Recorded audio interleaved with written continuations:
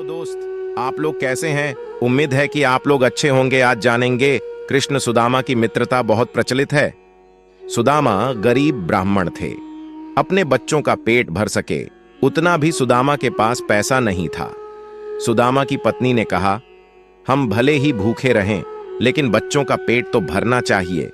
इतना बोलते बोलते उसकी आंखों में आंसू आ गए। सुदामा को बहुत दुहाक हुआ। उन्होंने कहा, क्या कर सकते हैं, किसी के पास मांगने थोड़े ही जा सकते हैं।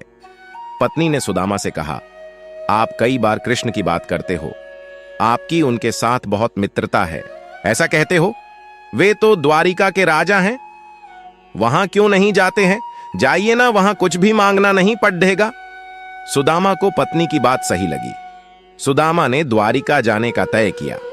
पत्नी से कहा, ठीक है, मैं कृष्ण के पास जाऊंगा, लेकिन उसके बच्चों के लिए क्या लेकर जाऊं?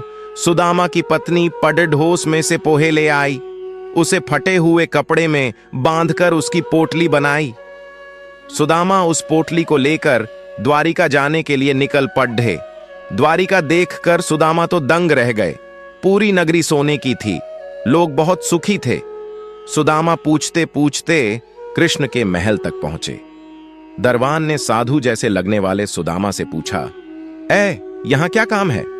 सुदामा ने जवाब दिया, मुझे कृष्ण से मिलना है, वह मेरा मित्र है। अंदर जाकर कहिए कि सुदामा आपसे मिलने आया है। दरबान को सुदामा के वस्त्र देखकर हंसी आई। उसने जाकर कृष्ण को बताया। सुदामा का नाम सुनते ही कृष्ण खड़े हो गए और सुदामा से मिलने दौड़े। सभी आश्चर्य से देख रहे थे, कहां राजा और कहां ये साधु।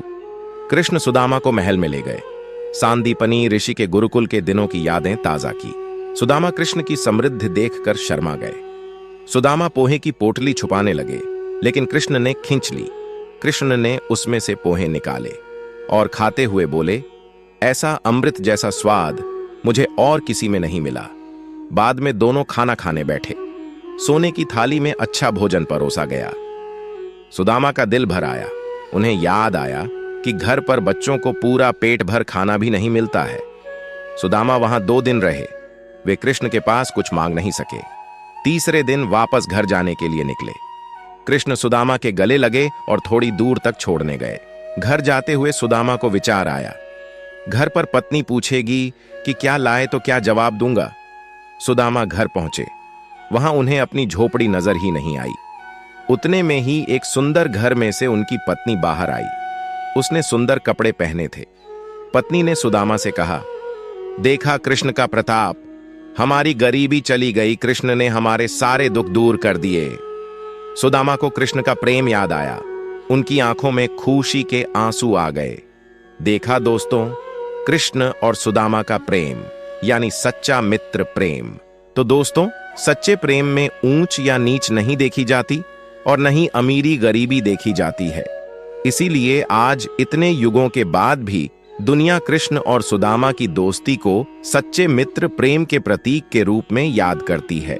यह वीडियो अच्छा लगा होगा तो लाइक, कमेंट और सब्सक्राइब जरूर करना। जय श्री कृष्ण।